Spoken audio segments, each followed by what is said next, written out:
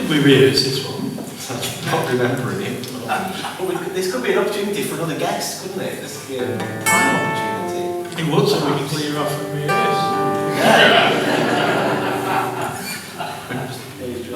What we need right now is a poet. Gosh, when do we have one? If only we had a poet. A poet that could play a clarinet. At the same time.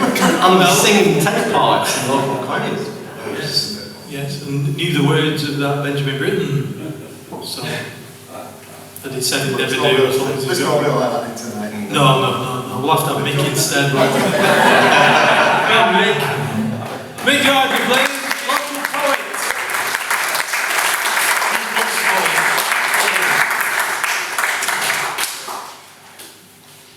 I thought at first, this has got nothing to do with travel. I don't think I need one of them. Can you hear me? Yeah. Good, great. Not faffing about with them things. I thought at first, it's got nothing to do with travelling, this. But it has. That's what It was inspired. Has anybody heard of Simon Armitage? Yes. Right, brilliant. I read a book of his called Gig, and he wrote this poem called Full Moon about dark goings on by the light of the full moon near where he lives. And the cogs started whirring. I thought, well, we're getting on for Midsummer's Night, and things go a bit bonkers now and again, and there's a Midsummer's gig going on. Hey up, here we go. And it's called Midsummer's Night. It don't go on very long, so you're alright. Fed up of gloom and doom and austerity, the good folks of Hoghton were in need of some levity. So they asked for ideas and lots came back. And the consensus was it'd be a good crack to have a Midsummer's Night gathering. Bring your own booze. They thought there'd be no bother, these folks aren't fools. But it's Midsummer's Night. It's Midsummer's Night. And folks do daft things on Midsummer's Night.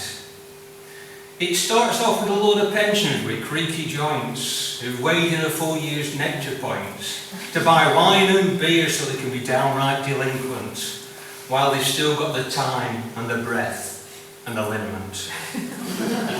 But there's blackness about on Midsummer's Night.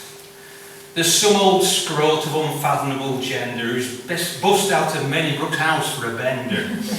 And he sits in a corner with teeth like crags, drinking strong spar cider and smoking wacky wacky fags, silently mouthing incantations and spells to hasten hordes of hobgoblins from the hot halls of hell. And there's daftness about on Midsummer Night, with a crowd of young scallies high as kites on pills who drink or both their worst, but with money one of them thieved from his grandma's purse. And they mount a sheep's head on a stick like a totem and parade it round the quiet lanes of Hoghton, 'cause there's badness about on Midsummer Night. They all gather together outside Gregson Lane Chippy and decide that even though it's a bit nippy, they'll get together in some isolated spot where they can get up to stuff that's not quite illegal but definitely not right, because there's madness about on Midsummer's Night. They run screaming like banshees through Wilmer's farmyard and arrive at last in St Joseph's graveyard. It's Father Argon. Right. I can put the original line back in. They run screaming like banshees through Wilmer's farmyard and prance around naked in St Joseph's, where they ride about to discordant tunes. They painted their bodies with symbols and runes. I need a long breath for this bit. They couldn't find words, so they used blue emotion, and they whip themselves up into febrile convulsions, while others look on with a nerve repulsion and issue the ladies dire threats of expulsion from the Mothers' Union and the WI. But they don't miss a beat, they don't bat an eye. They're not bothered about possible reprisals, and so it continues long after nightfall, because there's rashness about on Midsummer Night. They work themselves up into a right good old splother and call on the boggart of Blackbrook to cause bother, and long dead bodies come back from the graves, and they all join in with a midsummer's rave, because there's darkness about on Midsummer's Night. At last the sky in the east starts to turn light, so they stagger up Duxton Hill to catch sight of the sun as it rises over Darwin Moor, and then Midsummer's Night is no more. So they wander back home with a weary stroll, to their jobs or their chores or maybe just the dole.